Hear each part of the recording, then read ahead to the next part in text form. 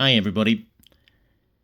This is a picture of my dog Sam from a few years ago, and as a lot of you probably saw last week, I took a video of him playing in his pool because I had a feeling it'd be the last time I'd get a video of him while he was alive, and sure enough, it was.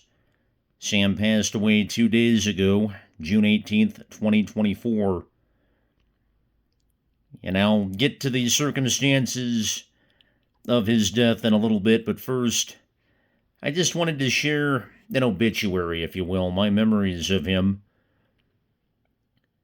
Like any dog I've had since they were puppies, Sam was certainly crazy at first. Chewed up most anything he could get his teeth on, working his teeth in. Certainly could be a crazy one at times, got jealous when I'd pet my other dog Sassy or anyone else would. But still, as affectionate a dog as I've ever had, probably. Because most dogs, it's true, don't like hugs. But Sam did. Sam loved when a human gave him a hug. In fact, when he was about age 1 up through age 4, he would initiate hugs. I'd be standing up and Sam would face me and jump on me and just like a hug. And Sam was maybe at times a little too affectionate towards his adopted sister, if you will, Sassy. They were born a week apart, they're not from the same litter. As he chased her around a bit and gave her fair share of love when he could. When Sassy was spayed, they couldn't have puppies or anything, but Sam showed his affection towards Sassy a little more than he probably should have at times. But still, Sassy loved him, as evidenced by this picture. There's the two of them laying together, Sam on the left, Sassy on the right.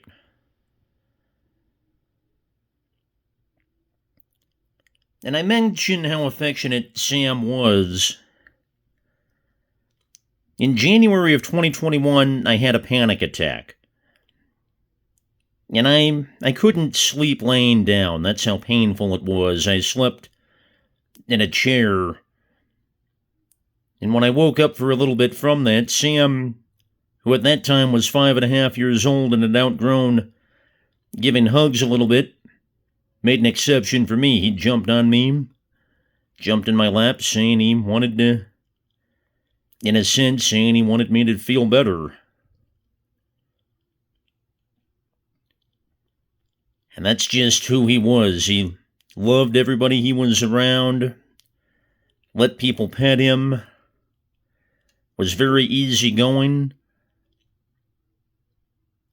It is very common with me to get very frustrated with people. I've had people I've been loyal to only for them to leave me in the cold, and then looking at the bigger picture, hearing about wars and political fistfights, and list goes on and on. But Sam was very helpful through all of that.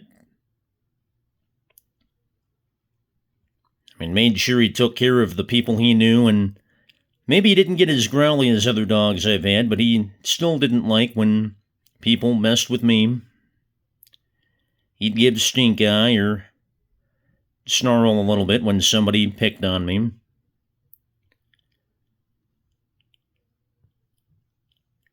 And where the story turns, well, the truth is, even a little in his earlier days, he had some health problems. It was very common for him to get seizures. He probably had more than a dozen of those in his life. He had folliculitis one time. But where it got really tough was last fall, when he had, let's just say, some external bleeding. And we took him to the emergency vet a few times, and they ran some tests saying it's nothing too, at least at first, nothing too bad, just a little high blood pressure. and gave him some medicine for that. But then, after a third or fourth trip to the emergency room vet in February, we got a call from the vet saying Sam had PLN, a kidney disease dogs get that is not curable. There's very little treatment for it. And the vet told us he only had 3 to 6 months to live. And that was difficult. Sam had his good days and his bad days eating-wise, like people with illnesses do. But then around Memorial Days, when his appetite really began to go down for good, and then about 10 days or so before his death, that's when he couldn't hardly eat anything. I fed him a little something 10 days before his death on June 8th, and that'd be the last time he'd eat okay, because after that, if my parents or I were able to get a snack down him, we were lucky. And shortly after the last video I took of him, he wouldn't and probably couldn't eat anything.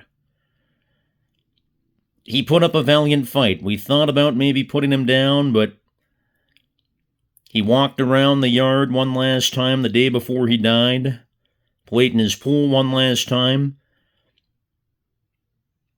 and always the compassionate one. He'd still have a smile on his face, his tail would wag at times. He'd lick his lips whenever he'd see one of us, see me or my mom or dad. Just still a great dog. And I'll go back over here for a second, him and Sassy laying together. And then on June 18th, 2024, 2 days before I'm filming this,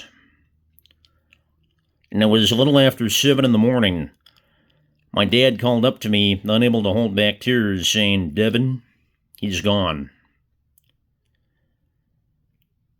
And I won't go into specific details of his death, other than to say that my dad saw his last breath.